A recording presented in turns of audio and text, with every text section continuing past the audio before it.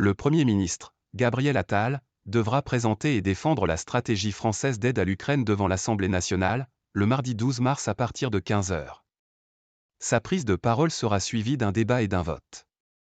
Suite aux déclarations d'Emmanuel Macron, qui n'écarte pas la possibilité d'envoyer des troupes au sol en Ukraine, les positions des divers groupes parlementaires seront examinées attentivement. À l'initiative d'Emmanuel Macron, le Parlement se penche sur la stratégie française d'aide à l'Ukraine. Avant les sénateurs, les députés français débattront du sujet mardi 12 mars. Quel est l'objet du vote?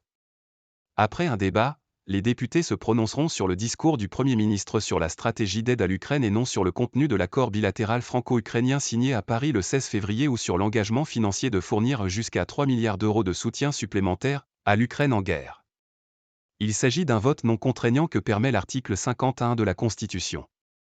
Il stipule que devant l'une ou l'autre des assemblées, le gouvernement peut faire, sur un sujet déterminé, une déclaration qui donne lieu à débat et peut, s'il le décide, faire l'objet d'un vote sans engager sa responsabilité.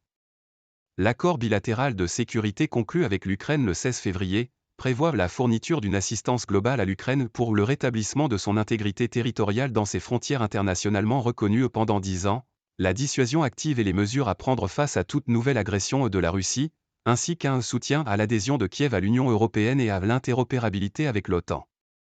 Avant sa visite à Paris, Volodymyr Zelensky s'est rendu en Allemagne où il a signé un accord de sécurité similaire avec le chancelier Olaf Scholz. En janvier, le Royaume-Uni et l'Ukraine avaient également conclu un accord de sécurité d'une durée de 10 ans. Quelles sont les positions des groupes parlementaires?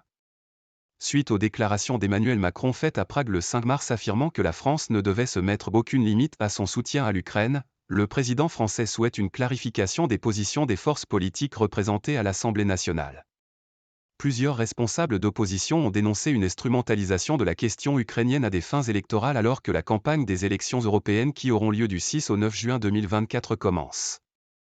Du côté de l'Élysée, on espère sans doute mettre en évidence la russophilie de certains de ses opposants. À la veille du vote, les positions des groupes parlementaires ne sont pas entièrement connues. Le Rassemblement national a annoncé que ses parlementaires s'abstiendraient. Pour justifier cette décision, le tête de liste RN aux européennes Jordan Bardella a expliqué que la position défendue par Emmanuel Macron comportait des lignes rouges, notamment l'adhésion de l'Ukraine à l'Union européenne et à l'OTAN.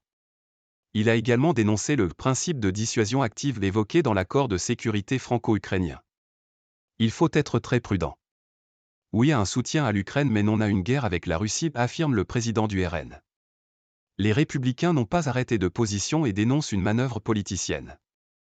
Les groupes Renaissance, Horizon, Modem, Parti socialiste et Europe Écologie Les Verts devraient se prononcer en faveur d'un soutien et d'une aide renforcée à l'Ukraine. Raphaël Glucksmann, tête de liste du PS aux européennes, a appelé tous ceux qui sont attachés à la démocratie et à la sécurité de l'Europe à voter cet accord.